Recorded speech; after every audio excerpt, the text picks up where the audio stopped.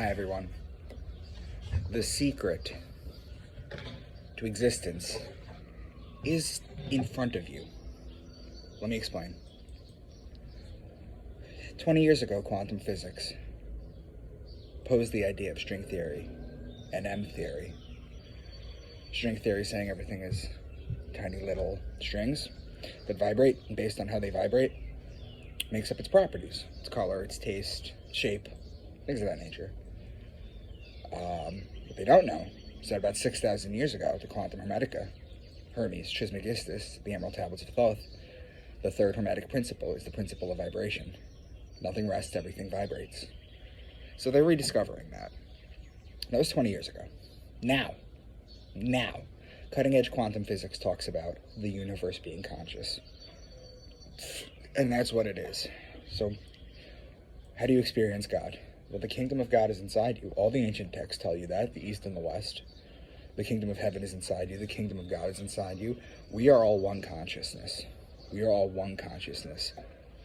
What I experience with my five senses is God experiencing his creation in a very limited form. We have flesh suits that we have to feed and deal with their bullshit. But you experience creation that way. You do too. You're all God as human, because God is infinite, and nothing exists outside the infinite. Nothing can. The idea that you're going to stand before an infinite creator puts a separation between you two. Suddenly God is no longer infinite, so which is it? These are very simple answers. My consciousness, my experience of the world is literally no different than what you experience. Now, there are filters. Some people are colorblind, so they see the world differently. Some people are deaf. Some people are blind. Some people have problems. They experience the world differently. These are just different ways to experience everything. What happens when you die? You ascertain higher consciousness. Anybody that's ever had an orgasm has vibrated on a higher plane. That's what it is. Now, when you go to a higher plane, when you shed your suit and you go on, you realize you're infinite.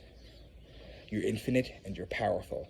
And you experience things that we can't put into words living on Earth now.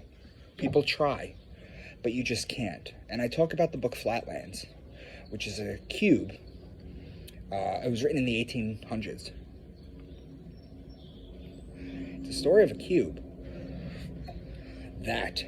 or a square, actually, that sees the 3D realm and comes back to 2D, where all the shapes are, and tries to explain to it what it is. This is in the 1800s. That's how it has to be, unless you physically see it. Now, some people cheat with hallucinogens. They can experience it, but it's still only through your lens. In fact, a lot of people come back and they can't explain. They just felt emotion. The quantum patterns made out of complex love.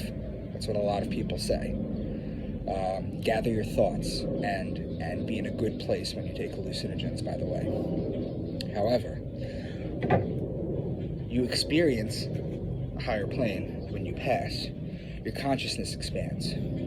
Right now we only have, I think, 1% of our audio and visual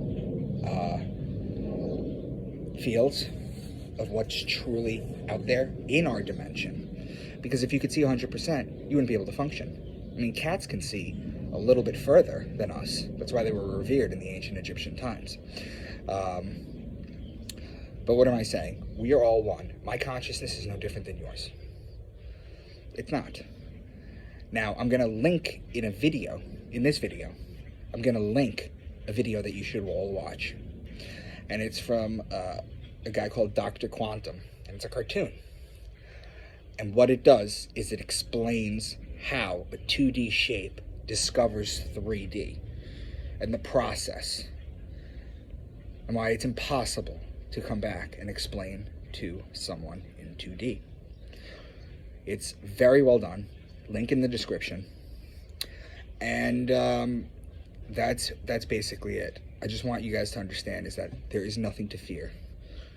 There is evil in the world because evil has to exist.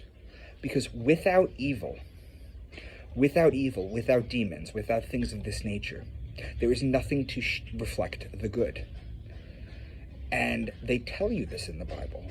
God talks about this in the Bible. How does he do that? When does he do that? Well, when he created the angels, the sound of the trumpets, they would blow their horns and worship forever. That's all they do. And then what happened? God created humanity that has a choice. So the idea is to choose love over fear and evil. But evil has to exist. It has to. Otherwise, there's nothing to reflect the good. See, everything balances out to zero. The good and the bad, everything balances out to zero. Zero has a sine wave, if you've ever seen it before.